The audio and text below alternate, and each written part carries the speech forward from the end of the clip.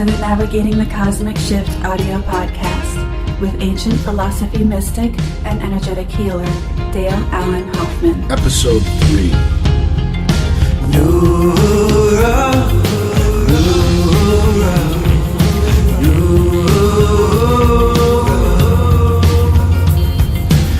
So what do I mean when I'm always saying new paradigm, old paradigm? What exactly am I referring to? Well, let's put it this way. I spiritually grew up, although my first awakening happened in the summer of 1979 when I was 7 years old.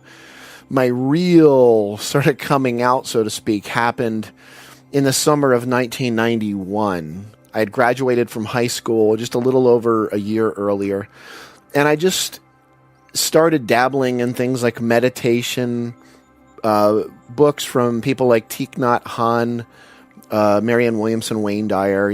Wayne became a mentor to me. The sort of spiritual renaissance that was happening in the late 80s, early 90s, which, a lot of people were starting to call the New Age, some of those writers that I got involved with, some of those different personalities. I just started especially in the last few years, I started recognizing that there's old things, there's old paradigms of the way that the world really functioned that all of a sudden don't work anymore. If you've got a job and you've been doing that same job for, 1 or 2 decades, maybe not quite so long, maybe you're a massage therapist, maybe you're a lawyer, maybe you're a whatever it may be. Some of you, if you've got something that's really locked into the culture in such a way that's been there for a long time, maybe you're not feeling much of a difference.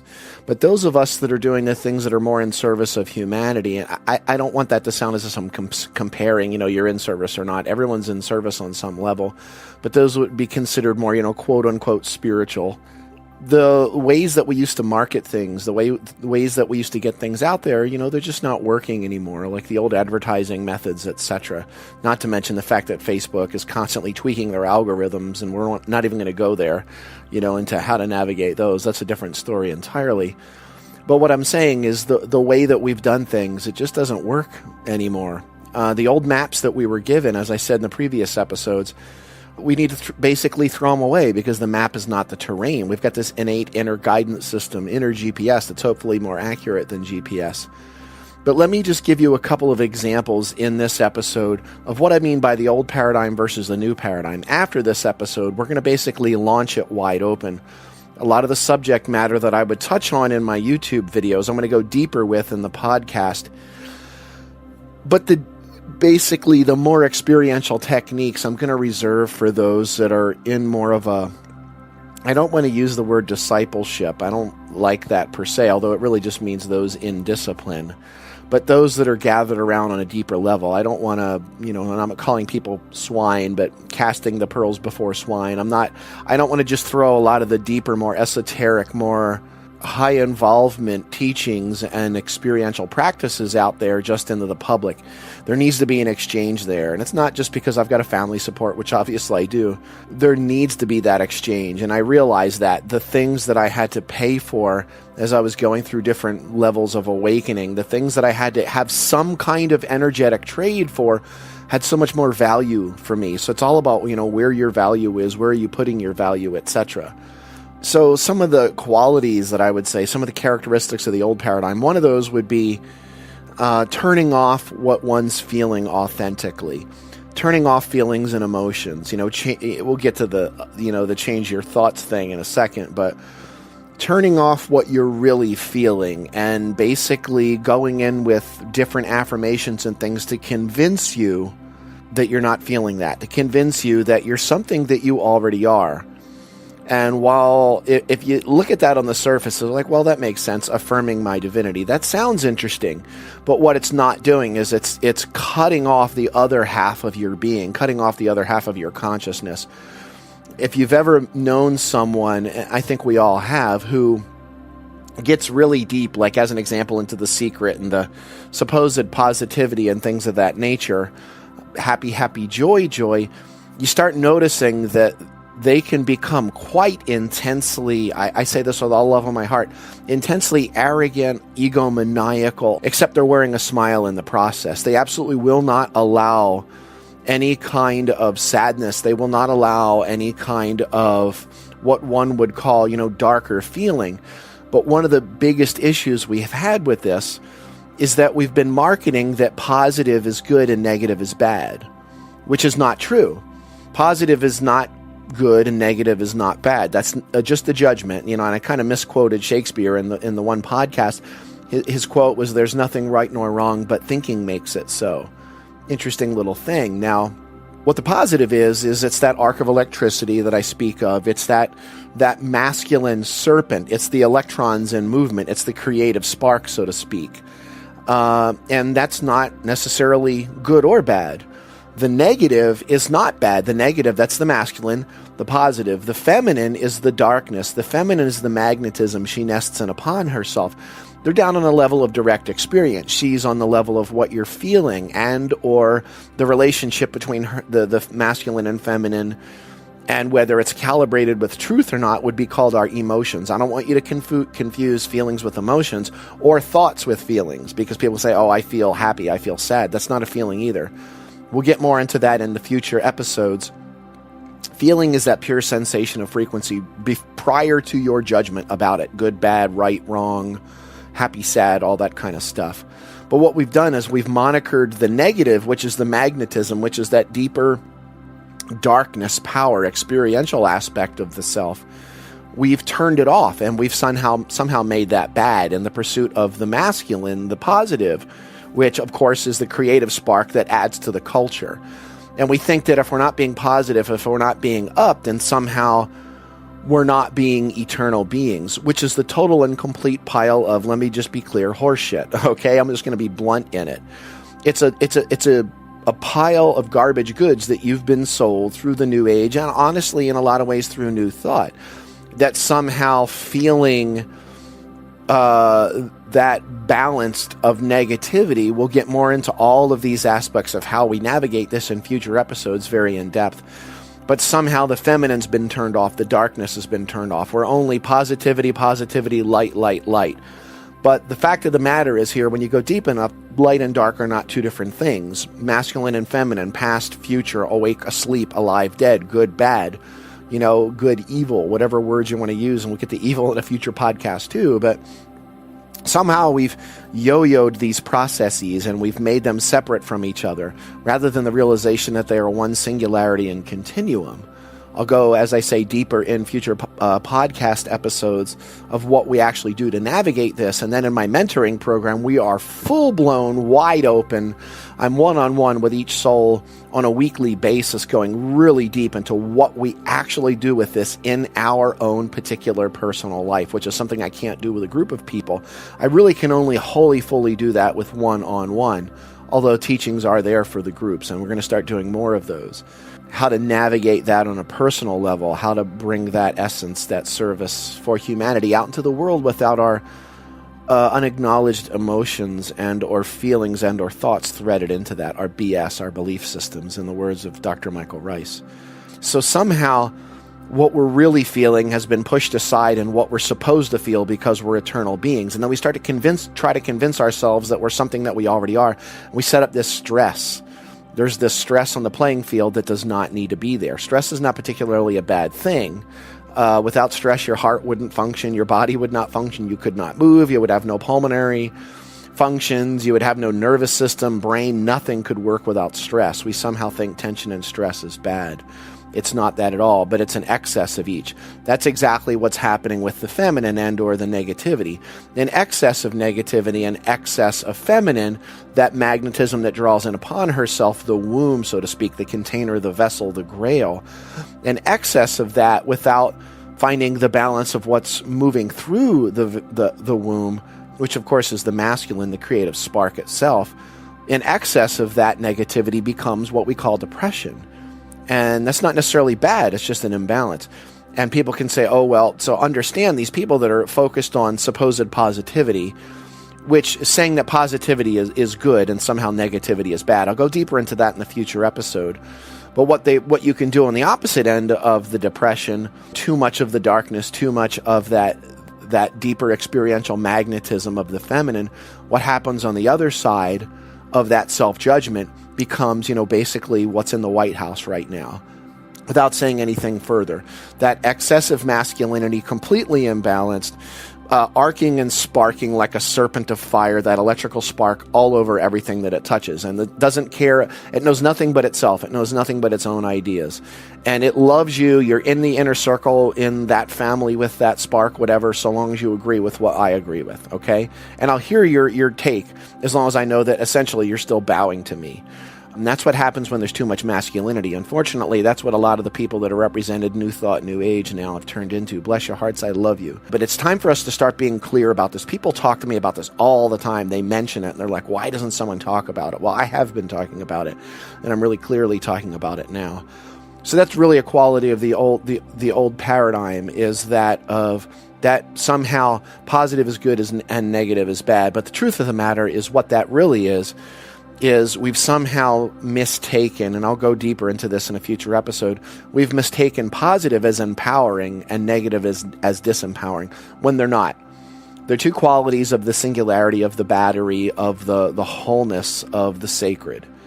And unfortunately, we've somehow made one wrong. We've made the feminine wrong. People don't realize this, and that's why you meet someone who just will not allow you to feel any kind of negative, again, not bad feeling, but feminine, the deeper, should I say more nuanced, darker feelings. They won't allow you to feel them. They're like, oh, well, I won't go there. And that's one of those awful symptoms of the new age that it's really time for us to let go of. That's an old paradigm. Another example of old versus new. The old paradigm, as a result of this, creates this persona of positivity, of perfection, of all these different things, and then it markets that persona. I've had real issues with this over the last 10 years. People have said to me 10 years ago, how come you're not the most famous spiritual teacher in the world? And I was like, I don't remember ever putting it out there that I was wanting that. I never said that. What matters to me is that I'm being authentic with myself. And there are times when I've actually shot myself in the foot, metaphorically, and stopped. I've consciously gotten off the train because the train was moving too fast. Not that I couldn't handle it, but I felt I was starting to become a persona of who I was rather than me. And obviously there's some kind of a level of persona, ego, mask. That's the word ape in Aramaic. Ape, coming from the mouth. Bloated mouth is another way that ape means. It's that word for veil, but it's also the word for hypocrite. When you hear Jesus calling someone a hypocrite, that's the word veil, which is ape, which is mask, which is persona. But what the old paradigm has done is that it markets these personas and it lives up to these personas. I'm not interested in that. If I'm going to market something, I want it to be me, who I am authentically, all my fuck-ups, all of my foibles and my everything, because that's what we need now. We don't need mask wearers. We need those people, in the words of the great civil rights leader Howard Thurman, those who have come alive. And he said, don't look for what the world needs and become that, but find out what makes you come alive, because what the world needs is people who have come alive. And that's what the new paradigm is. The new paradigm is honest, it's authentic, and it has the wounds and the injuries, and it's being able to transcend them by embracing, because when you allow someone, including yourself, to be who they are, that is when who they are not is allowed to fall away. And what I say all the time, your suffering is always in 100% direct proportion to your resistance. Right now, what's most important for us is not that we're living up to some kind of high, lofty ideals, but rather that we're open. We're allowing ourselves to express authentically, because you know what? The younger generations that are coming up, they're flocking into my events when a lot of the other ones can't handle it anymore. I've got 103-year-old women coming to my events going, oh my God, I'm wide open. Give it to me straight between the eyes. That's awesome. But a lot of them just can't handle it anymore. The reason being because they bought that set of goods that said that all these things that were marketed to us were somehow good and all these other things were somehow bad.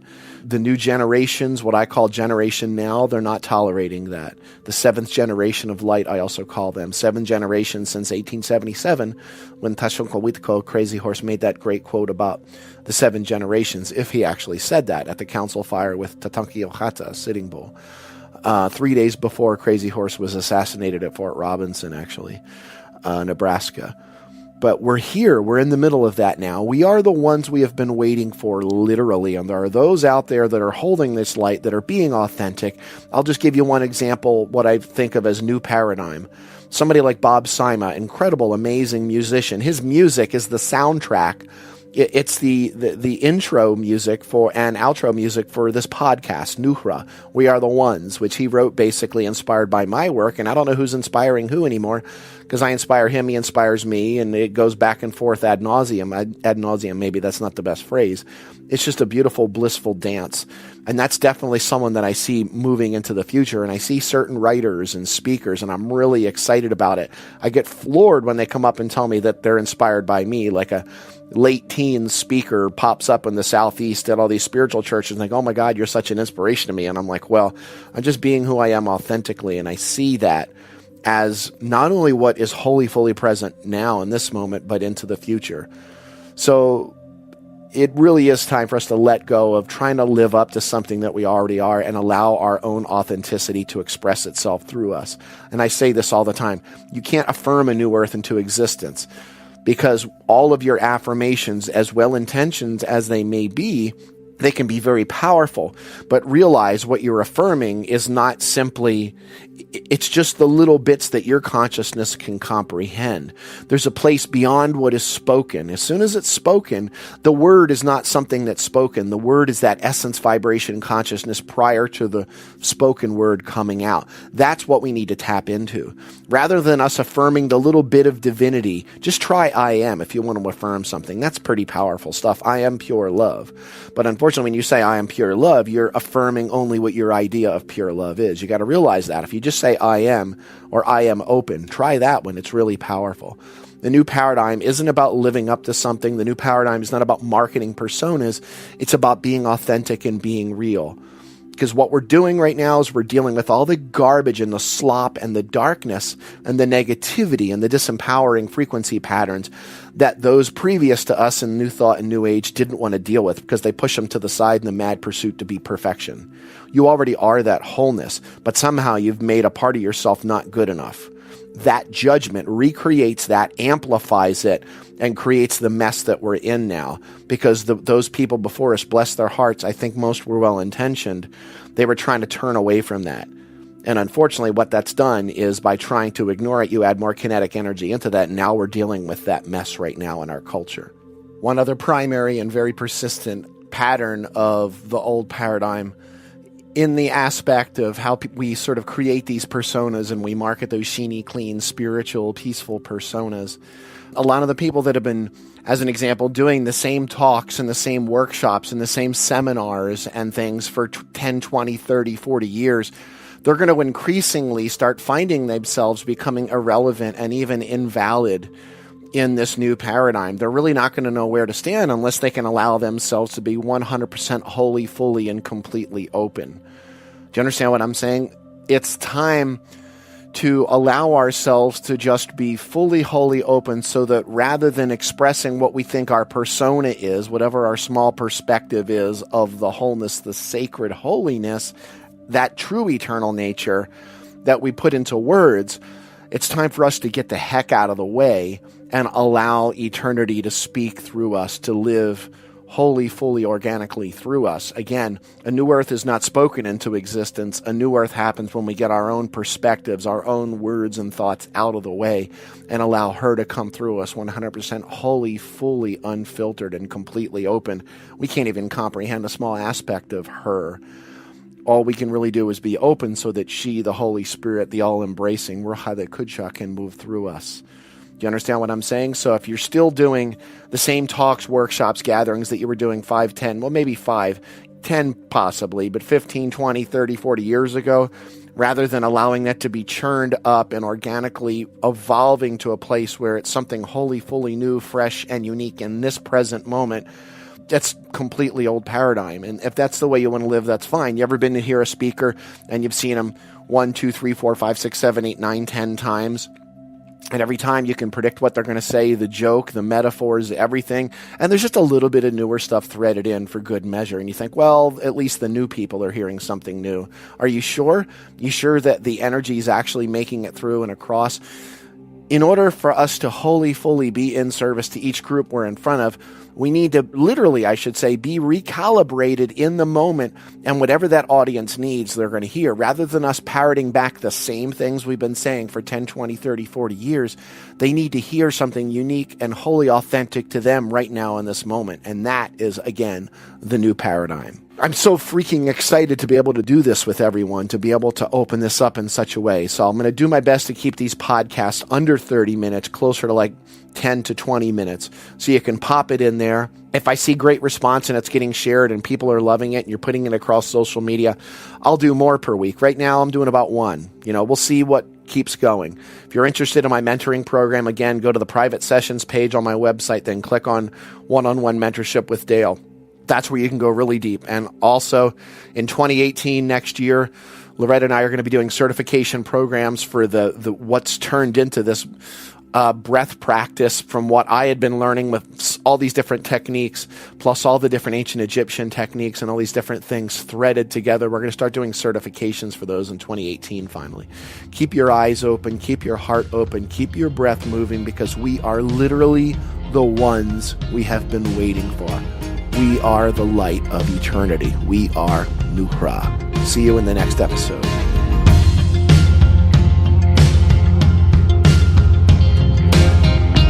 For more information about Dale's work, including books, audio and video programs, live appearances and retreats, his in-depth one-on-one mentoring program, and to join the Dale Allen Hoffman email newsletter, please visit www.daleallenhoffman.com. Thank you for listening and for your support of Dale's work. Now is the time, and this is the place. Here is a call.